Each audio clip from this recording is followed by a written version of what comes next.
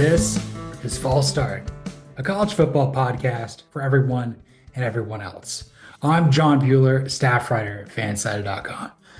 After a crazy week 7, I am flying solo like a cup. Cody is doing Charlottean wedding activities right now, but yeah, week 7 was bonkers. I've got so many things to talk about here today on this abbreviated episode to kind of put a bow on what happened here in week 7. Uh, there's still a few more games left to be played. Obviously, Ashton Genty is running all over Hawaii. It's like every week he's guaranteed to get a 50-yard plus touchdown. And obviously, we've got a very interesting Big 12 game going on between K-State and Colorado. But yeah, there's a lot more football that needs to be talked about at this point. So my first run for the day is I'm going to run with Texas being the favorite to win the national championship right now. The Longhorns are 6-0. They wiped the floor with the Oklahoma Sooners in Red River. I think OU got a field goal early, and that was pretty much it. Quinn Ewers had a little bit of rust in that game, but as it went on, it became very apparent that when he's healthy and when he's out there and he's playing in those big type of games, this team might be unstoppable. To be fair, I don't think any team in college football is going to go undefeated this year. I mean, maybe Texas, maybe Oregon have the best chance of doing that. But right now, what I've seen out of Texas through the first 7 weeks leads me to believe that they are the favorite to win the SEC, get that number one seed, and probably play for a national title. Of course, we're gonna have to see them play my beloved Georgia Bulldogs in Austin next week. Georgia is a top 5 team. They're probably going to stay there. Probably won't go up or down from that spot after what we saw with them surviving a barn burner versus Georgia. But I'm not going to lie. I'm going to pick Texas to beat Georgia in Austin. And even if Georgia does suffer its second loss this season, I think they're still a pretty good spot to get into the playoff after what I've seen thus far. Got plenty of games to unpack later, but really, when it comes to Texas, running with this topic initially, um, it's they play complementary football. More importantly, I think their defense is spectacular. Uh, yes, you lost Jeff Choate to the Nevada job this year, but you still retained Pete Kwiatkowski. And I know everybody and their brother talks about Steve Sarkisian, Quinn Ewers, Arch Manning, AJ Milwee, etc. But like this team's a championship contender and probably the favorite to do it right now at the halfway point because of its defense. Still don't really know a lot of guys' names on this defense right now, but when I watch Texas play, it's very apparent that they play together, in unison. I feel that like the pass rush is incredible. They can stop the run. They make timely plays in the back end. I think when you do all of those things defensively in the college game, you're going to be tough to beat. There may be a game you play where like the offense you're going up against can exploit maybe some gaps in coverage, but like, it's all about asking these 18 to 23-year-olds to execute at proficiently high level to exploit that. They may be able to take advantage of that, but not for like a full 60 minutes. There are a few teams I think could do it. Maybe Georgia gives them a test there. We'll see what happens with Texas A&M if Connor Wegman can play up to snuff, and we may see somebody else of that ilk really challenge Texas in the SEC or maybe even SEC championship, maybe in the playoff at some point. But right now, they're going to retain their number one spot. There wasn't anything I saw out of the primetime game in Autzen that leads me to believe that Oregon's going to overtake Texas. If they did, like that's just, the AP voters being, I'm trying to think what the word is. It is late. It's a little bit after midnight here in Atlanta, Georgia, or just outside of it. I would say that like, being more of a prisoner of the moment. Yeah, that's the word I was looking for. But as I really look at Texas right now, their body of work leads me to believe that they are the most complete football team right now. Uh, I don't know if they know exactly who they are, but they've got a pretty good idea of who they are. And this is a team that can win in multiple ways. I mean, I don't know if the Oklahoma victory is really going to matter all that much in the end. Again, I'm going to talk a little bit more about Oklahoma and one of probably a segment here coming up, probably run at some point, or no, definitely pass, excuse me. But I would say, like, when I'm looking at Texas, like, I don't know if the Oklahoma win's going to really matter. And I don't think the Michigan win's going to really hold up all that late, to be honest with you. But you can really only control your schedule. Like, you just got to play the people that are on it. And I will say that if Texas gets, to 7-0 and they beat Georgia next week, I mean, that's going to look really impressive. Even though Georgia may not be more than like the 8 or 9 seed in the playoff this year, that's just kind of what I'm kind of figuring Georgia might be this year. That's still a massive win to be had. And then I think A&M is going to be in the mix throughout the year. They were on bye this week, so we don't really know what the Aggies are, but they're playing really well. They barely lost week one to Texas or to Notre Dame. Yeah, to Notre Dame. So they've won 5 in a row. They're playing really great. Um, feel pretty good about the Aggies' potential chances of getting in. They're going to need some more teams to stumble along the way, but they're right there. But right now, like, the SEC seems like it runs through Texas, and whoever beats them could emerge as the most formidable challenger. It could be Georgia, it could be A&M, it could be somebody else. But right this instant, like, Texas is the cream of the crop right now. There may be some people in Big Ten country who beg to differ, but again, I've seen the most complete team in college football through 7 weeks, and they wear burnt orange. And that's going to move me on to my second run of the day. I'm running with this. Make sure I get this absolutely right. Ohio State and Oregon's spit and slide, was a Big Ten championship or a college football playoff preview. In essence, we're going to see this game again.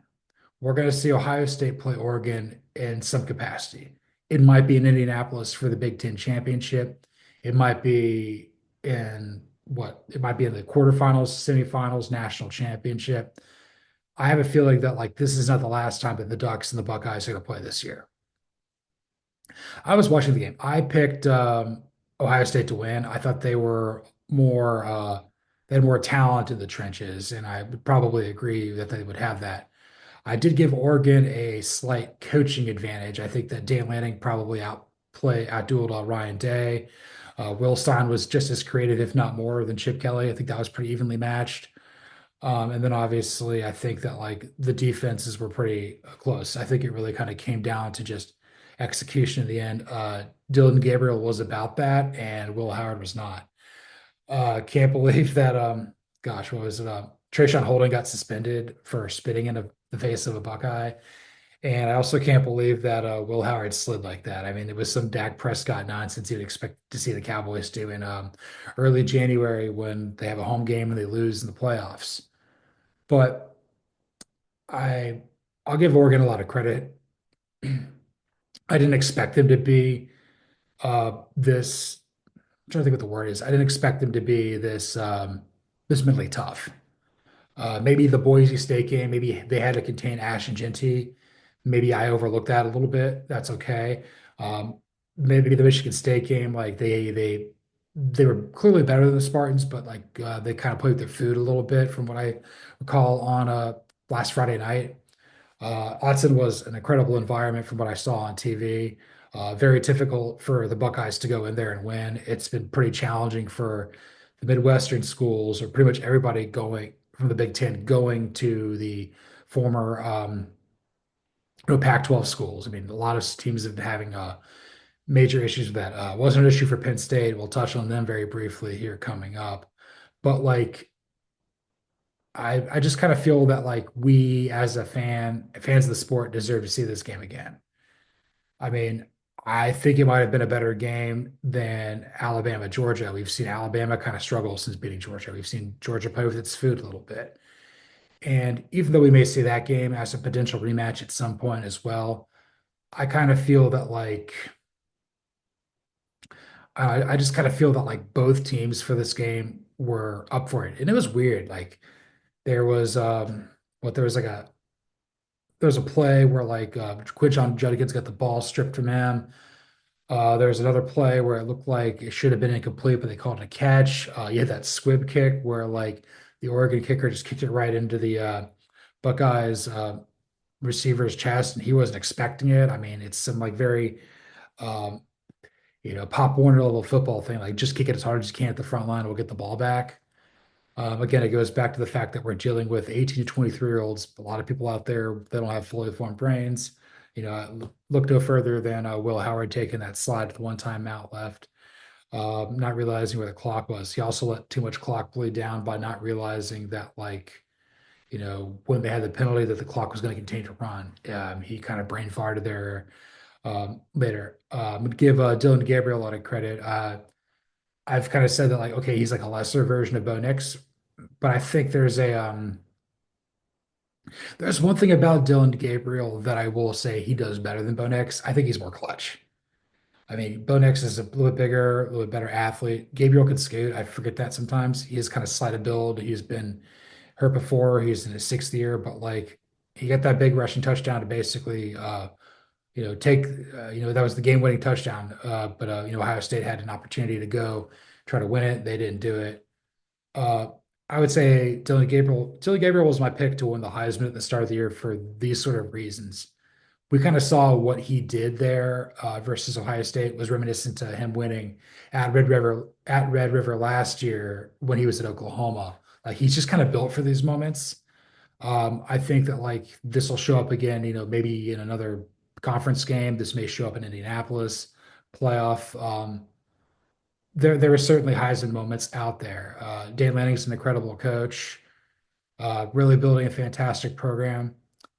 Uh, Oregon's got back to being Oregon under him, and I'm really excited about that. There were times where I kind of looked at Oregon like they were kind of being a little finesse. No, this is a tough physical football team, and I don't think anybody in the country wants to play them.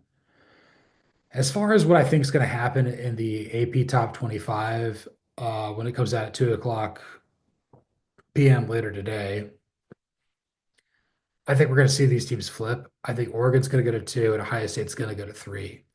Just because I don't think in your right mind you could say undefeated Penn State's going to go up to three by you know surviving and pulling off a comeback over USC.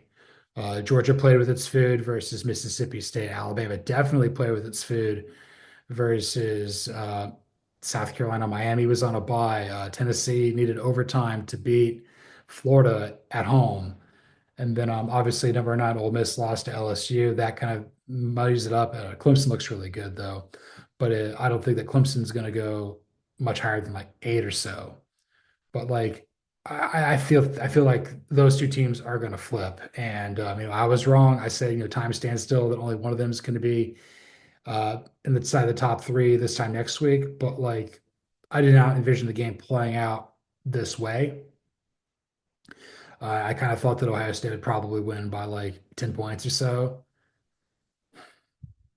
I guess my biggest thought with Ohio State is like all that pressure that we thought was on Ryan Day is definitely there. Like this team has more NIL resources than anyone. It's the flagship university in one of the most talent-rich states in Ohio. They are the traditional power in the Big Ten. They've got a tremendous football history. Academics aren't as strenuous as they are across, like say with Michigan or Oregon or Washington or anywhere else in the Big Ten or across the country. Like they can get people in, they can play football. Um, Chip Kelly, like he left a Power Four gig at UCLA to be the OC for Ryan Day. Like Jim Knowles was the finalist to get the Duke job that went to Manny Diaz. Like he's a head coach. There's so much talent there. You've got Trayvon Henderson, you got Quinshad Judkins, Emeka Egbuka, JTT, Jack Sawyer, Caleb Downs. Very few teams can really rattle that off. Oh, Jeremiah Smith, who how could I almost forget about him? Yeah, he's incredible. But like at the end of the day, I'm starting to kind of wonder if like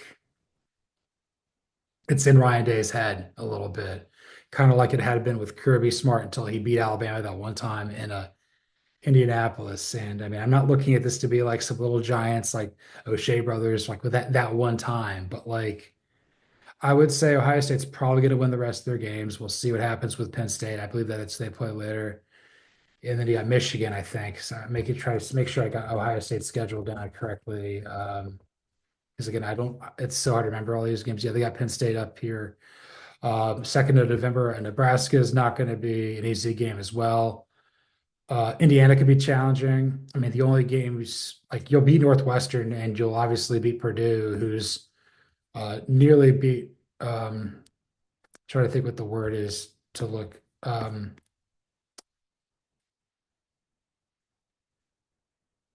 had some issues with Gmail here, but honestly, I don't think that's the end of the world here. We're okay. Okay, we're cool. Yes. Cool. Yeah, I had something pop up here. Yeah, using Cody, some of the Cody stuff to do this. It's a little bit frightening, but yeah, anyway, I look at Ohio State still as a playoff team, still as a team that like could win a national championship. I would still take Texas probably over these two teams, but if either of those two teams won a national title, it really wouldn't shock me. I don't really know who the fourth team would be. There may be somebody out of the SEC who would merge. Maybe Clemson if they really get rolling. But again, I've got questions about their upward trajectory. Don't really trust Miami at 6-0. And obviously, I think there's limitations what we could see with undefeated teams in the Big 12, like, Iowa State, BYU. Obviously, I don't trust Pittsburgh right now or Indiana, but like you are what your record says it is. And they're all going bowling right now. And Ohio State still needs to win like another game to be able to do that. So that's kind of how I feel about the Big Ten right now. And I'm gonna pass on my next topic. I'm gonna pass on four teams making the playoff. That would be Ole Miss, Oklahoma, USC, and Utah. USC is very obvious. They are 3-3 now. They've lost their third Big Ten game. They lost a heartbreaker in overtime to Penn State, but they've also got losses to Michigan and Minnesota. Um, I think a three-loss team can make it out of the SEC. We'll probably get one. It'll probably be Georgia, to be honest with you, just given what they've got to navigate through their schedule. But like three losses in the Big Ten this year, it's just not good enough. I have major concerns about Lincoln Riley's long-term viability at USC. Like I said, Paul Feinbaum's up there in his ivory tower cackling to himself like he's Dr. Herman Vardick from the Beethoven movies. He's right. Like I think that's the only guy who's a bigger Lincoln Riley hater than me. And I mean, this includes everybody in Norman, Oklahoma or Oklahoma City. It's you can't ask a guy who tries to duck adversity every step of the way to go into a conference where you have to find ways to win games in adverse situations because you're dealing with the Midwestern weather of it all. Like, yeah, you could throw the ball a little bit more in the SEC, but that's kind of always been a run heavy league.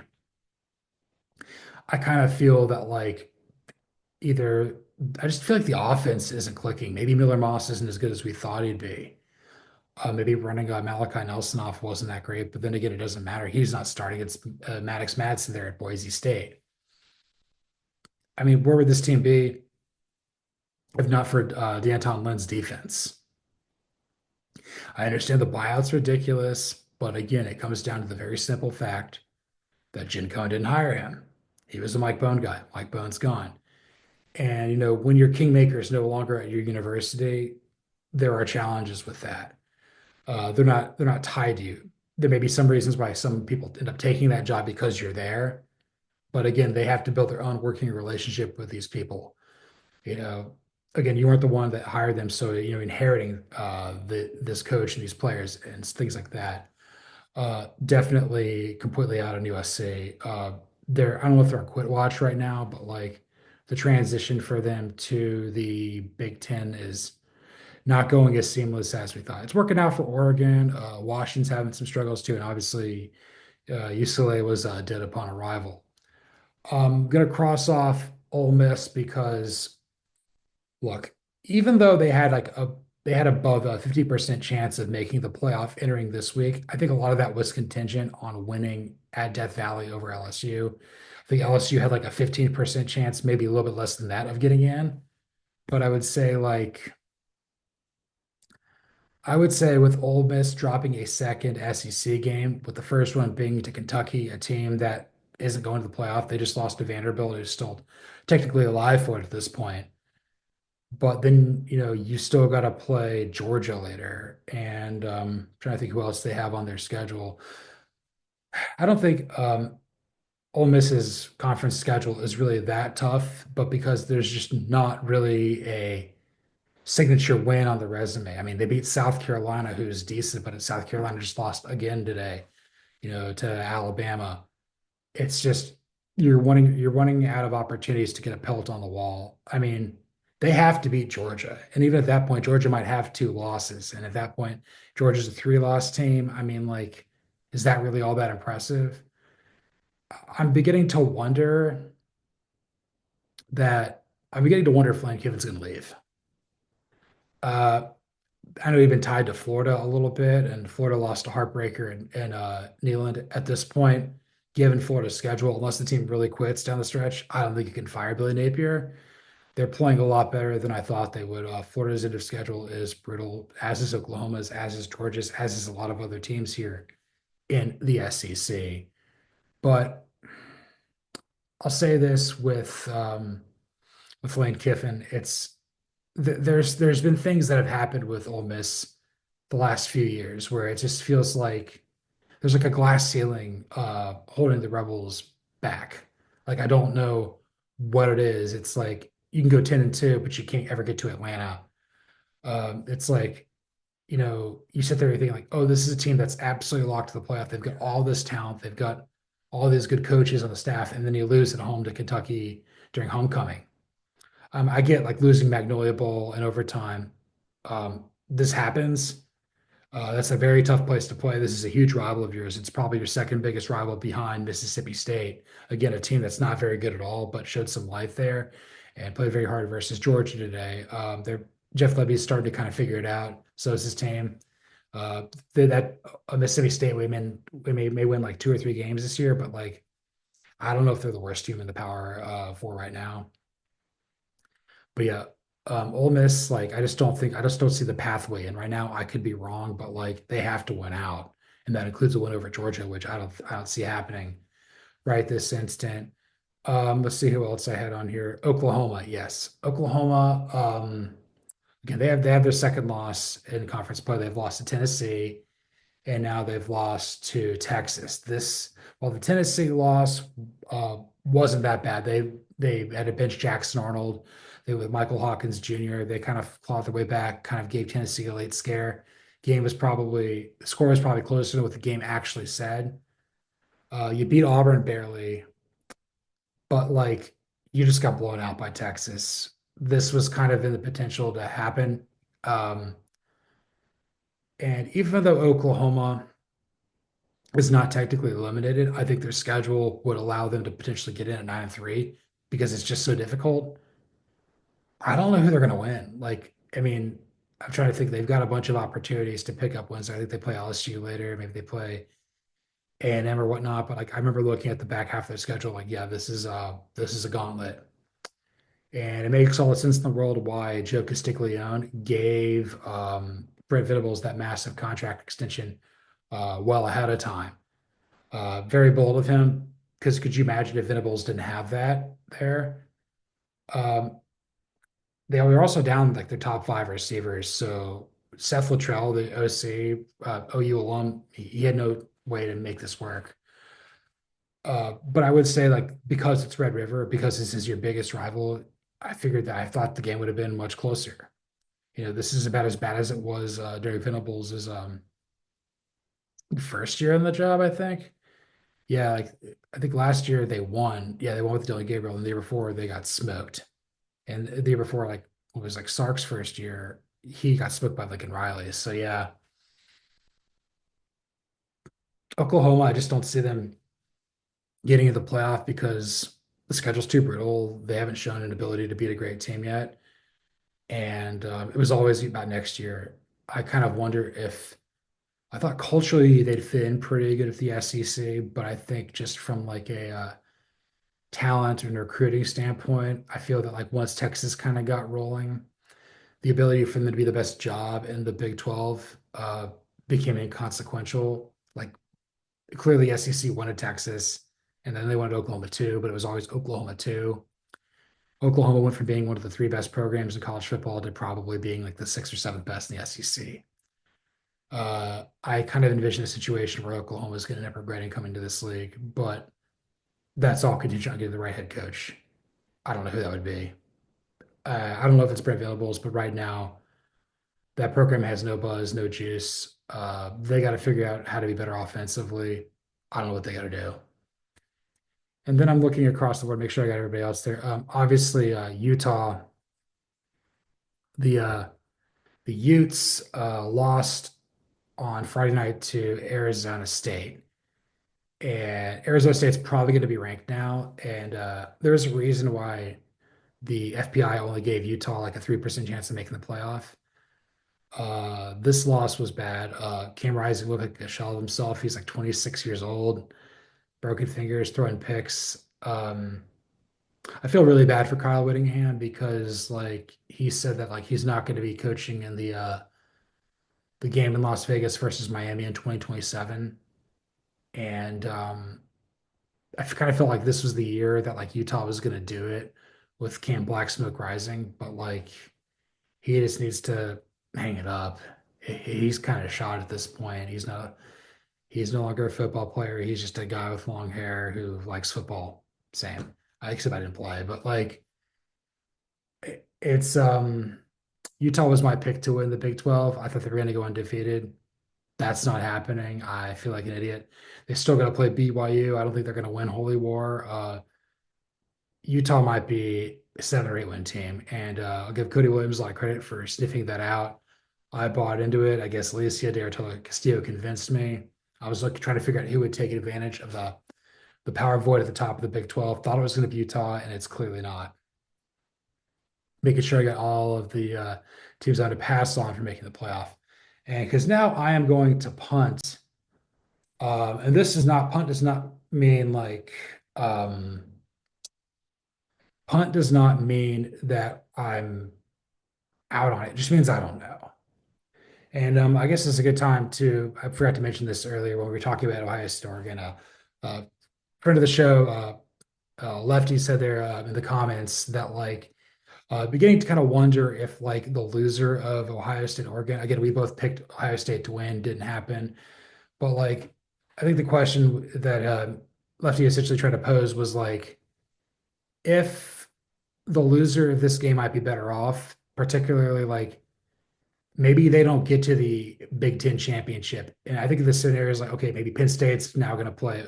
Penn State, Oregon's going to be playing in Indianapolis, and Ohio State's not going to be there. So maybe Ohio State has like the chip on their shoulder, and maybe like being able to play a home playoff game as like the 5 seed versus Boise State. Again, maybe that's a terrible matchup. Boise State kind of throws a wrench in all this, but okay, let's say maybe Boise State gets a top 4 seed, and it's the Big 12 winner. So you're playing like I don't know, Colorado at the shoe, or Iowa State or BYU or Kansas State, some variation of that. I think the argument is saying like maybe you've got an 80% chance of winning at home uh, in one of those first round games versus a neutral site affair like you got to go play in like the Rose Bowl or something like that, or the Fiesta Bowl or something where the Big Ten team would probably go. Um, Again, we have no idea how the new format's going to play out. I will say though, the new format in baseball, it just sets itself up where like the first round buys. I mean, yes, 3 of the 4 advanced, the Phillies not, and I love that. But like I've seen the Braves not advance twice, but lost the Phillies both times, and I've seen the Dodgers kind of come up short there. Baltimore did last year. I think there's like we don't really know how the new format is going to ultimately shake out. I would say regarding that, momentum is a real thing, but like I don't think you want to like play to not win the Big Ten championship because like your conference championship because the the AQ spot, getting that first round bye and an opportunity to, get your players back healthy. But then again, like, you know, I think the consequences of losing a conference title bout may be more punitive than, being an at-large team that doesn't get there. Like, let's say, for example, Georgia goes 10-2, Texas goes 12-0, and then like try to think who else would be like in the contention to get to. Let's say LSU. Okay, let's just say LSU gets there. So it's a Texas LSU in the SEC championship. They would both have like at least 11 wins, so they would both be getting in. But then Georgia, would be sitting there at 10-2. They'd get in, and then LSU would be at like what 11-2, but they would have taken like a beating to Texas, and because they barely lost, instead of being the one seed, they're like the seven seed, whereas Georgia's been like the eight seed the whole time, and they've been preparing and they know who they're going to face. So maybe there is some validity to it, but like at this point, like I really can't definitively say. But just like I can't definitively say that like Alabama, Georgia, LSU, Penn State, Pittsburgh, and Tennessee are going to get to their conference championship games. So I'll talk about the four SEC teams next, but I'm going to talk about Penn State and Pittsburgh. I think with Penn State, like they're going to probably stay four. I feel that Ohio State and Oregon are going to flip spots, and they're undefeated like Oregon, but I feel that like they have not been tested versus a worthy adversary quite to the degree of the other two. We'll obviously see how Penn State fares versus Ohio State later, but there's a reason why Penn State's net is the best program that hasn't made the playoff yet. It's James Franklin. It's a driving school. They go 10-2 there. It's a driving academy. And I would say, like, until proven otherwise, that's kind of what they're going to do. You're kind of wondering if, like, the Ole Miss of the Big Ten is going to just kind of be stuck in neutral there, and we're going to wonder where they go. Again, an impressive win to go on the road and win at the LA Coliseum and everything like that, even though USC is not that good. But most teams haven't been able to go on the West Coast and win. Look at Ohio State. Penn State was able to do that, so give them credit there. I would say right now, maybe Penn State. I would say the winner of Penn State, Ohio State is going to go play Oregon in the Big Ten championship game. But like, we don't really know how they're going to match up there. That game is going to be a lot of fun. But yeah, I don't know if Penn State's going to get there. I know Oregon is. Maybe Ohio State will. As for Pittsburgh, they're 6-0. They just beat Cal 17-15, I think. Um, I don't trust this team. I think Eli Holstein's a great quarterback. I think Pat Narduzzi's team plays well when they have a good quarterback. It's like it makes it easier for the defense to go all out for him and his team. But like, I gotta see Pitt play Clemson, and whoever wins that game, I mean, that may be the team that faces Miami. Right now, I think Miami's 6-0 is a little bit more impressive than Pittsburgh's. And honestly, I think Clemson's the best team in the ACC. They lost to Georgia badly, but like they've been beating the brakes off of everybody they played. I mean, they just did it to Wake Forest today. I think it's like their 14th win in a row over Wake. They used to play in the division every year. So like again, I don't really know. I don't really trust Pittsburgh's ability to get to the ACC championship. Virginia lost, so that creates an easier pathway. But SMU is still looking good. I think they run a bye this week, so the Ponies are another team there. Like more teams have to kind of fall down for me to really see the legitimacy with Pitt. It could emerge, but like right now, we're just waiting for Pitt to Pitt. That just feels like it's inevitable. As for the four SEC teams, Alabama, Georgia, LSU, and Tennessee, all four have things they do well, and all four of them have serious warts. I would say the best thing that Alabama does well is I feel if they need to score points, they have the ability to score in a hurry. They're very explosive offensively. I think it's a credit. I think it's a credit to Kalen DeBoer's offensive prowess. I think he really trusts Nick Sheridan as a play caller. Jamarcus Shepard's really getting a lot out of his wide receivers. Very versatile in their attack. I never feel that Alabama's out of it because of their ability to score points. Where Where I think that they struggle is Nick Saban said there's a level of complacency there.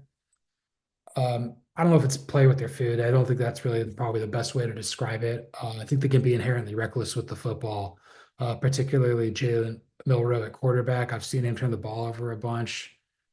I've also seen that their secondary will allow other teams to get back into games. So I feel that like they don't know how to close games out, and I think that's an issue, and why I don't think that Alabama's a serious national contender this year. They could prove to become that in the second half of the season, but right now they're probably a playoff team. But like I don't trust them to win probably one or more than one or two games in the postseason.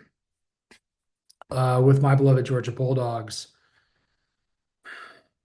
I don't know what they do well. I guess I would say that like they play pretty well in the second half. I feel in a lot of instances, like if they come out slow in the first half, they'll make adjustments and they'll play better in the second half. So again, they're never really out of it. They do start slow. They turn the ball over a lot. I think that the running game can be really strong as well. Need the offensive line to kind of continue to grow and get healthier. But like I feel Georgia just like they play with urgency in the second half, which gives them a chance to win every game they're in. What I don't like about Georgia, I mean, where do I start? I think Lynn Schumann's over his head as a defensive coordinator. He's my peer. He just doesn't have it. I don't see the fire and passion. I don't see the Dan Lanning or the Will Muschamp component there. We keep being told like he is the next hotshot head coach. I don't see it. I also don't like the fact that Mike Bobo sometimes calls plays that put Carson Beck in less than advantageous situations. The play calling's all over the place, but that's Mike Bobo for you. Um, Sometimes I forget that like he and Kirby and Matt Stinchcomb, who was calling the game, were all peers. Like I know that Stinchcomb and Kirby are like the same age. They were both like finance majors at Georgia, like really ridiculously smart guys, like 3.8 GPAs. And then Bobo, I just kind of always fear that he was a little more. I just feel like he's older than them, but that's probably not the case. With LSU, I like the fact that they play with a lot of momentum. I mean, they've won a bunch of games throughout. This is their first real big uh pellet the wall win. I will say that the South Carolina win, it's okay. We'll see how that goes. That team's tough, but like I don't think Shane Beamer's gonna get fired, but like I don't know if that team's gonna go bowling either. But like I would say offensively, LSU could score points. We got a talent like Garrett Nussmeier and Mason Taylor at tight end. Anything is really possible. I don't like their defense. They give up so many yards. They can't tackle. Again, I don't know how like they're going to be able to keep a team at bay once they take a lead. I feel like every game they're going to play is going to be a shootout, and if you live by the shootout, you'll die by the shootout. And finally, the Tennessee Volunteers. I'm really fading them fast. I would say like they're not as out of it as Tennessee, or Tennessee's not out of it as much as Oklahoma or Ole Miss. But like I don't think I'm gonna have them in my top 12 when I do this with Cody again on Monday. They've got Dylan Sampson can really run the football. I There's something up with Nico Iamaleava. I think we anointed him way too early. They're going up against SEC defenses. I understand that Florida's a huge rivalry game, but like they need overtime to win. So at 23-17.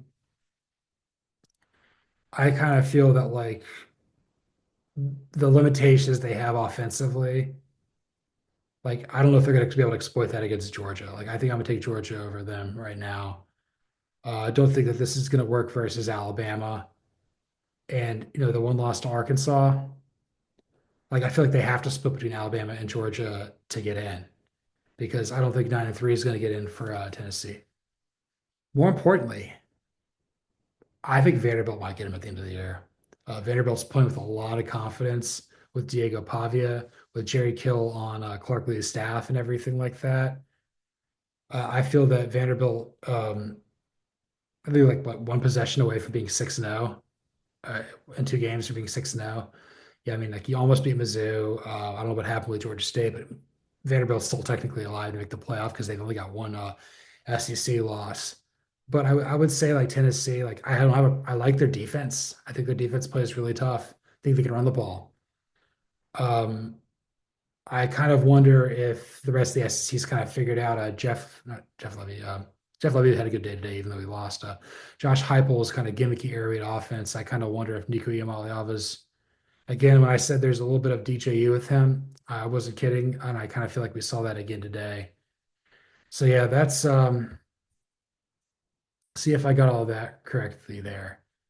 Yeah, Alabama, Georgia, LSU, Penn State, Pittsburgh, Tennessee. So yes, that was perfect. So yeah, this was 3 yards in the cloud of punt for fall start. Week 7, yeah, it's pretty much in the books. Got two games of notes still going on right now. I'm going to be up probably when those finish because that's just how today is going. My God, did Magnolia Bowl take forever? That game took like 4.5 hours. But yes, you could follow me, John Buhler, on Twitter at Buhler118. You can follow my absent-minded, absent co-host Cody Williams at the Sizzle20. You can follow the show at CFB Fall Start. Like, rate, listen, subscribe, review on Apple, Spotify, YouTube, anywhere there's podcasts. We definitely would love some 5-star reviews on Apple. Anything to do to help the show would be great. If you subscribe on Apple, if you have a 5-star review on Apple Podcasts, you can ask the question. We'll be sure to give you a shout out of the show. We'll answer it to the best of our ability. Same thing within the YouTube channel. So, yes, we love fan engagement. This has been a really fun, exciting season. It's probably been the most wide open season I've ever really remembered in college football. The 12-team playoff couldn't have come at a more perfect time. And this was fall start.